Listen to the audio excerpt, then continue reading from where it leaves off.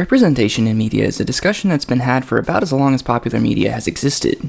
Whether it be based on race, ability, sexual orientation, or any other immutable identity, minority groups are often underrepresented in the mainstream, if not outright ignored. Over the years, members of these groups have often taken it upon themselves to create opportunities of their own.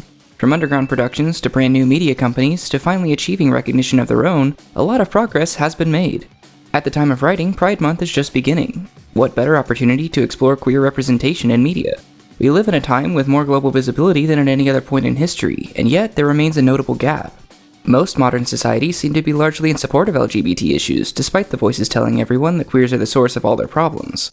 Governments across the US and the world are introducing regressive policies because certain ideologies can only work when there's a demon to fight.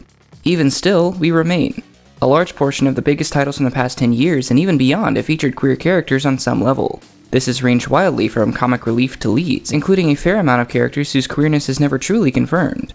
Viewers, readers, or players depending on media type tend to make connections based on their own experiences. While it is always nice to see characters we can relate to overtly express familiar feelings, sometimes more subtle recognition can be just as impactful. Where does that balance lie?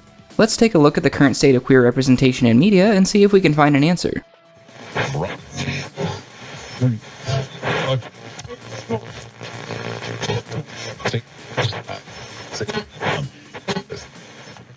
Media representation is defined by the Oxford Review as including the choice of imagery, narratives, language, casting, and framing used to portray different groups.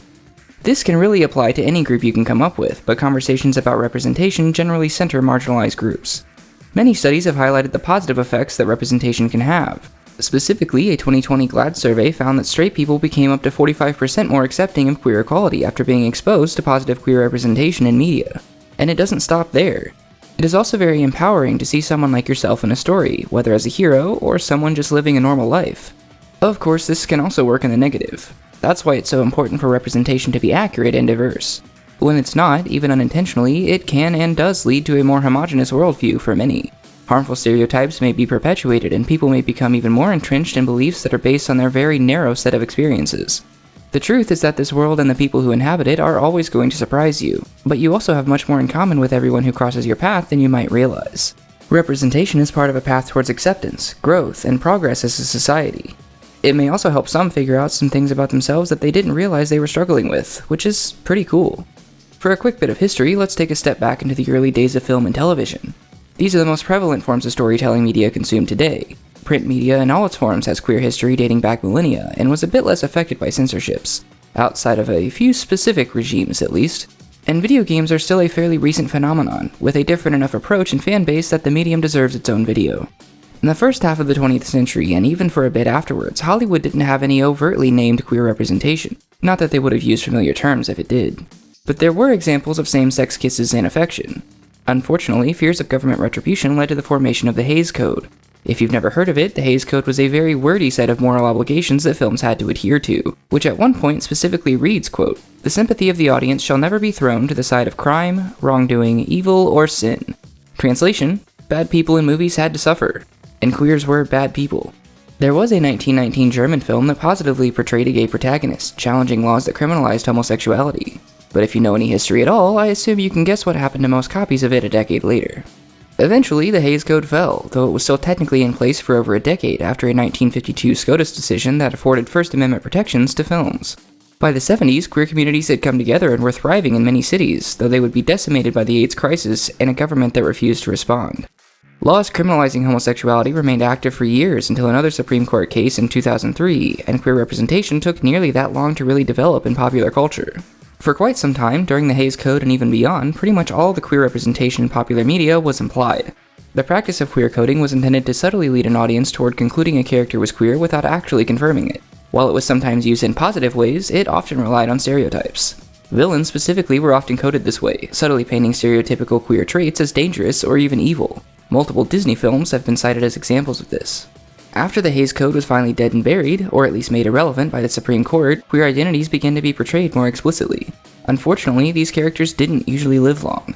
Going even further than simply not allowing queer characters to be happy, many films simply killed them. This was eventually named the bury your gays trope. Around this time in the late 50s and 60s, queer communities began creating their own media to connect with each other. Then, in 1969, the Stonewall riots happened. This began to change the perspectives of many, both within the community and of the general public. The 70s were a bit more open and accepting. Queer characters began being portrayed more positively, and their identities were more explicitly defined. Though stereotypes were not eliminated, queer people were allowed to be much more visible. This largely continued through the 80s, even despite the AIDS crisis and all the negative news coverage that garnered. Despite the negativity surrounding the pandemic, there were a few positive impacts when it came to media representation. The seriousness of the topic and reality of widespread death and suffering forced the media to view and portray queer folks more seriously. It also led to the public becoming more aware of and educated on queer people and issues, which led to more widespread sensitivity, if not outright acceptance. Roaring into the 90s, especially the latter half of the decade, progress continued. There were documentaries and sitcoms and queer characters that were actually recurring. Sometimes they even got to lead a show. As the turn of the millennium passed, and as pride celebrations became bigger and more common, queer people began to be seen as marketable, both in the sense that our stories were consumable by the general public, but also that they could sell things specifically to us. I'll do another video diving deeper into that eventually, but the gist is that greater visibility led to greater representation, and vice versa. A not insignificant part of this progress was due to greater numbers of real people coming out. Though it was not always their choice, queer people at every level of society began to live more openly. Celebrities, including actors, news anchors, and musicians, began coming out. The history of queer music is another video I want to do at some point as well. But anyway, queer people gradually became more and more real to many who believed they were fully isolated from society. And that's the reality of progress and acceptance. For a notable portion of society, issues are only genuine if they themselves or someone close to them is affected. Thus is the importance of representation demonstrated. The answer to the title of the video is twofold. First, for much of the living memory of those over 30, there was little to no meaningful positive queer representation. It was ultimately a take what you can get kind of situation. What little portrayal was allowed was of course required to be negative or comedic for a significant amount of time, but there was often simply nothing. Queer viewers who were forced to hide themselves and may have entered into lavender marriages were left to draw their own connections based on subtext. That was all they had. As queer representation has become more positive and prevalent through the years, though it still has a ways to go, it has helped to make great progress. We have seen many more queer characters and a wider range of identities than in previous decades. Though there may always be a debate about the proportion of main versus supporting and background characters, we have seen more of both. This debate begs the question that inspired me to make this video. If the purpose of accurately portraying marginalized groups is to normalize and promote their acceptance in wider society, would the eventual goal not be that subtext is enough? Allow me to explain, and also to quickly say that I do not think by any means that we have reached that point yet. In my mind, the idea would be that we eventually create a global society where history and diversity are celebrated, but where there is no societal default. No expectation to conform to a certain lifestyle or standard of looks. The idea would be that in this kind of society, characters who would fall into marginalized groups today would be naturally occurring in whatever future media exists.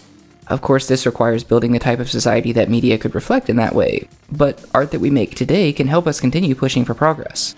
I've left a lot of specific history out of this video to save time because I am admittedly behind schedule, but this is a much more complex topic than this surface level overview might make it seem. Whether you consider yourself part of the community or not, I'd strongly encourage you to look into some of these topics on your own. If you find yourself in need of some positive examples of queer representation, I have shorts coming all month with my favorite examples from different types of media. There have been a lot of great releases in the past few years especially that reflect just how far we've come. While many are still yearning for more overt representation and explicitly queer stories, myself included, the fact is, by and large, we are no longer relying solely on subtext. Just in the past year, a show depicting queer hockey players became a literal global phenomenon. We're here, and we aren't going anywhere. And with that being said, I think queer background characters, or those that read as intrinsically queer but may not explicitly state it, are still positives. Though there is no finish line with progress of any kind, and despite the regression that some are trying to strong arm through, I think it's worth celebrating where we're at now. So, when is subtext enough? We aren't likely to see the kind of future I described within our lifetimes, which means that for now the answer is that it isn't. Something will always be better than nothing, but we must also be intentional about telling our stories. That doesn't just mean movies or music or TV shows. It means you, and your story, and the experiences you share with those around you. Those things are important and contribute to our collective understanding of the world. What feels vulnerable and scary can be some of the most worthwhile endeavors in life. Knowing others, and being known yourself, is one of the best feelings in the world. Wherever you're at in your journey, and whether or not you consider yourself part of the LGBT community, I'm glad you're here. Happy Pride. Let me know if you have any differing opinions or any suggestions of other topics I should cover. Just don't start a fight in my comments.